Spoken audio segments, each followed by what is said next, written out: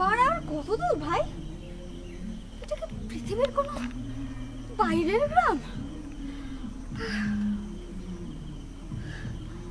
বাস থেকে নেমে 23 মিনিট ধরে হেঁটে যাচ্ছি, অথচ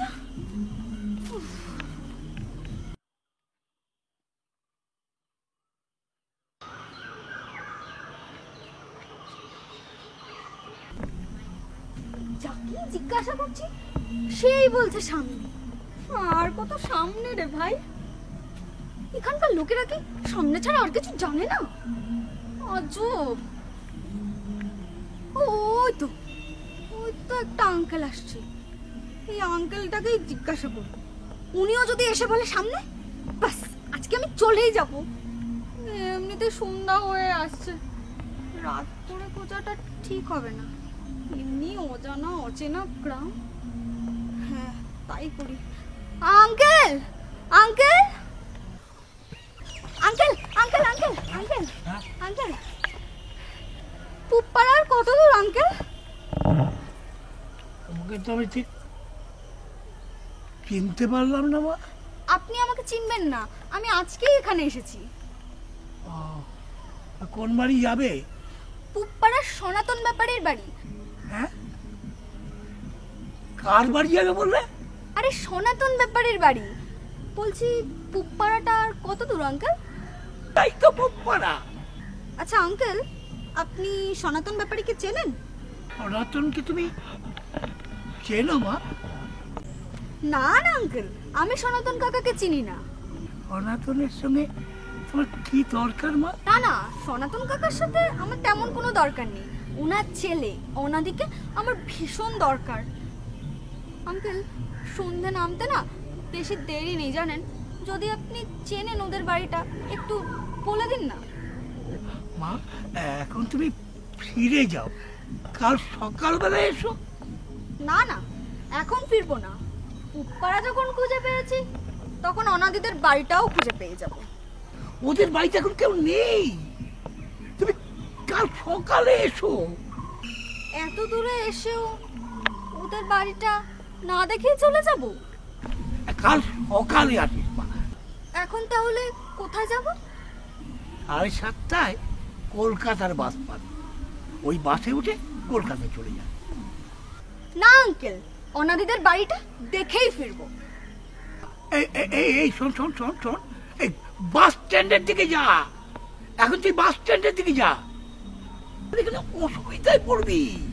আমার কথা শোন মা, আমার কথা শোন। এখন তুই বাড়ি ফিরে যা।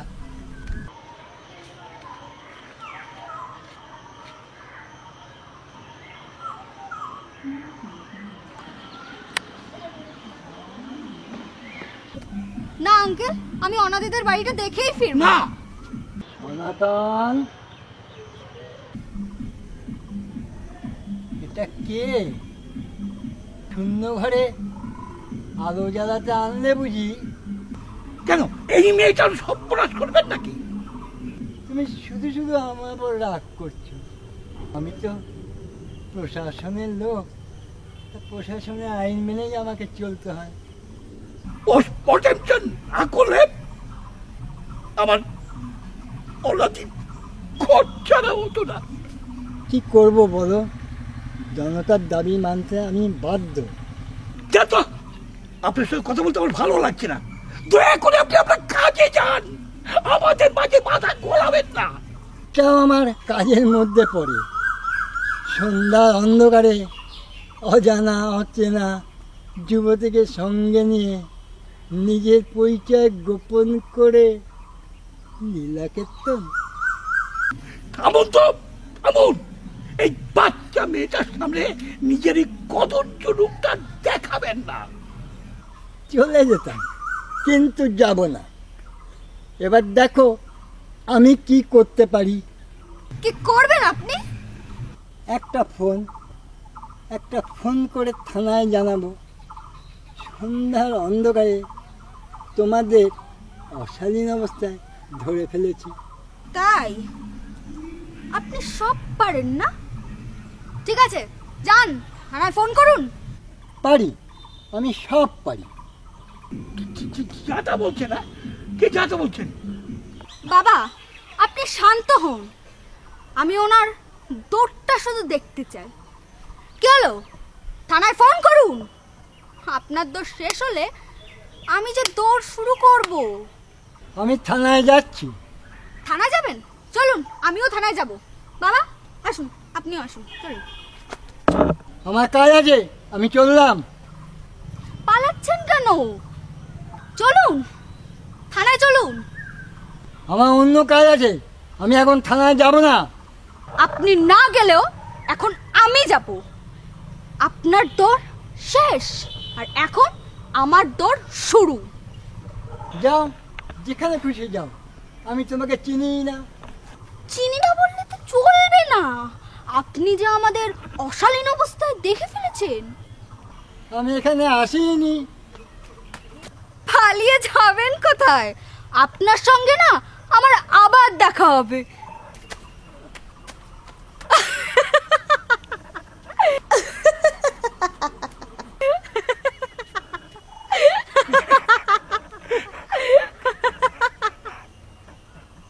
তুই এখন যা মা, যা। চলো ঘরে যাই। কোন ঘরে? আমাদের ঘরে। শূন্য ঘরে আমি যাবো না রে মা, তাহলে দম বন্ধ হয়ে মারা যাবো। তাই তো বলছি, আমার সঙ্গে চলো, অনাদিকে নিয়ে আমরা ঘরে ফিরব। তুই ওনাদিকে খুঁজে পাবি মা? অবশ্যই পাবো, ওকে যে আমার অনেক কথা বলতে হবে। মানে আমরা কি সব সময় সব কথা বলতে পারি? আমাকে যে বলতেই হবে, বলতে না পারলে আমি হারিয়ে যাব। তুই হারিয়ে গেলে আমি আমি বাঁচবো কাকে নিয়ে মা? নীরবতা নিয়ে। নীরবতাই এখন প্রতিবাদের ভাষা। বেশ ভালো কথা শোনালি মা, নীরবতাই প্রতিবাদের ভাষা। কিন্তু মা, নীরবতা কি নিজের উপস্থিতিকে জানান দিতে পারে? সমষ্টির প্রকাশ ঘটলে অবশ্যই পারে। বিবেকহীন মনের সমষ্টি লড়াইয়ের ময়দানে দিশেহারা হয় না, পথ হারিয়ে ফেলবে। তখন তখন কি করবি?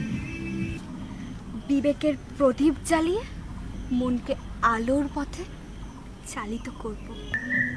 তাহলে যে মা নিজেই হয়ে যাবি। আমি যে রোদ্দুর হতে চাই, জানো বাবা, অনাদিও না রোদ্দুর হতে চাইতো। আমরা এখন প্রতিজ্ঞাবদ্ধ, যতদিন বাঁচব অন্যায়ের বিরুদ্ধে প্রতিবাদ করব। আমরা মনে করি অন্যায় যে করে আর অন্যায় যে সহ্য করে তারা দুজনেই সমান অপরাধী। অনাদি আমার দিশা, ওকে যে খুঁজে বের করতেই হবে। এখন বলো কোথায় যাবে? তোকে আর ছাড়ছি না, এই বুড়োটার বোঝা এখন থেকে তোকেই বইতে হবে। তুমি আমার বোঝা নও, তুমি আমার আশ্রয়। আজ থেকে আমি আর অনাথ নই। আমার আমার বাবা আছে। আমি সবাইকে চিৎকার করে বলবো, সবাই শুনুন, সবাই শুনুন, আমি আর অনাথ নই। আমার বাবা আছে, আমার বাবা আছে। তোর বাড়িতে নিয়ে যাচ্ছিস, আমাকে ওরা মেনে নেবে তো? কেউ থাকলে তো।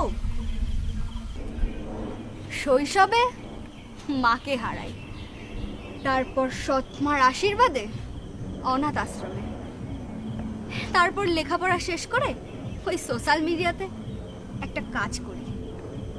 এখন আমার কাছে একটা 2 কামরার ভাড়ার ফ্ল্যাট আছে, সেখানে তোমাকে কে ডিস্টার্ব করবে?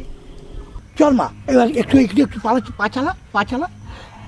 এই বাসটা ধরতে না পারলে 40-45 মিনিট বসে থাকতে হবে, বুঝেছিস? আমি যে আর একা নই, আমার সঙ্গে বাবা আছে। একটু তাড়াতাড়ি চল মা, তাড়াতাড়ি চল। এই বাসটা না একটু তাড়াতাড়ি গেলে ঠিক পাওয়া যাবে, চল।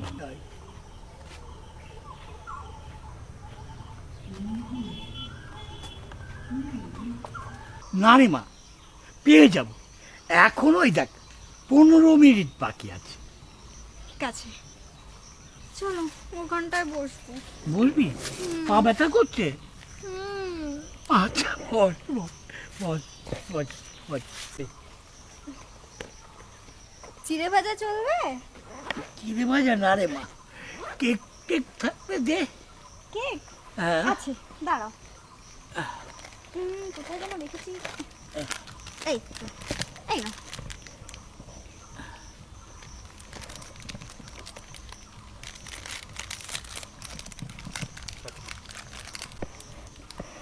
নে কর। তুমি খাও। কাটছি। দাঁত পড়ে গেছে, এবার দেখছি তোমার দাঁতগুলো বাঁধাতে হবে। ও আর দরকার নেই রে মা, যাবার ডাক এই গেছে। বাবা, আর যদি এরকম পচা কথা শুনেছি তাহলে কিন্তু আমি কি করবি? আমি আমি আমি কাঁদবো। আমি কাঁদবো। শোনা মা আমার। এই মা, তোর কাছে জল হবে? হ্যাঁ, দে। দাঁড়াও, কোথায় যেন রাখলাম? এইটা। কোথায়? এই না। খুব তেষ্টা পেয়েছিল বুঝি? খুব তেষ্টা পেয়েছিল রে মা। বাবা, হ্যাঁ কি ঘটেছিল বাবা? শুনবি? হ্যাঁ বাবা, আমি সব শুনবো। পারবে না, অনাদি বাড়ি ফিরল। হ্যাঁ, ওকে তো আমি ধর্মতলা থেকে বাসে তুলে দিয়েছিলাম। যেন ছেলের জন্যই না ওর মা অপেক্ষা করছিল। ছেলের কোলে মাথা রেখে ড্যাং ড্যাং করে চলে গেল। জানি, রবিবার দিন দুপুরে অনাদির সঙ্গে আমার কথা হয়েছিল। আমি ভেবেছিলাম সোমবার দিনকে চলে আসব, কিন্তু জানো বাবা, অফিস থেকে আমাকে না সুন্দরবন পাঠিয়ে দিল। তাই তো আশা হলো না। আজই সকালবেলায় সুন্দরবন থেকে ফিরলাম, তারপরে এখানে। সোমবার রাত থেকেই সীমা বমি করছিল। আমরা ভেবেছিলাম মা মারা গেছে, তো সেই শোকে বুঝবে এমন হচ্ছে। মঙ্গলবার রাতে অবস্থা ভীষণ খারাপ হলো। বুধবার সকালে অনাদি বোনকে নিয়ে সদর জেলা হাসপাতালে ছুটল। দুপুরে অনাদি ফিরে এলো বোনকে নিয়ে। অনাদির চোখ মুখ লাল, থমথমে। আমি বুঝলাম কিছু একটা হয়েছে। আমি ছুটে গেলাম অনাদির কাছে। অনাদি কিছু বললো না, বোনকে নিয়ে ঘরের মধ্যে ঢুকে বললো, দরজা বন্ধ করে দিয়ে বোনকে মারতে লাগলো। এ কি বাবা, তুমি তুমি আটকালে না? তুমি কি কিছু করে আটকাবো? দরজাটা বন্ধ করে দিয়েছিল। আমি ধাক্কা মারতে লাগলাম, চিৎকার করে বলতে লাগলাম, বাড়িটা আমার কথা শুনলো না। আমার চিৎকার মারা প্রতিবেশী সবাই চলে, সবাই এসে সবাই চিৎকার করতে লাগলো, বলতে লাগলো বাড়িটাও নাকি বাড়িটা। বলে ঠিক কারোর কথা শুনলো না। অনাদি পুনুকে মারছিল কেন? ও তো খুব ভালোবাসতো পুনুকে।